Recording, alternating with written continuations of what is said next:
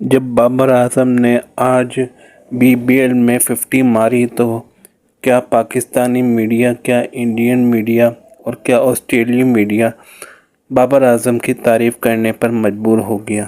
ایک بات تو ماننی پڑے گی کہ بابر اعظم چاہے پرفارم کریں یا نہ کریں، ان کے فینز اور ان کی ویورشپ پوری دنیا میں موجود ہے۔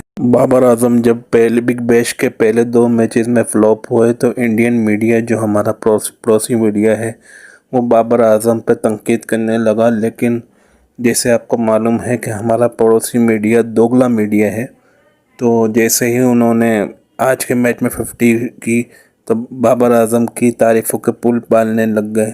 بابر اعظم کی وجہ سے سڈنی سکسر اور BPL اس دفعہ ایک الگ ہی لیول پہ پہنچ گیا ہے۔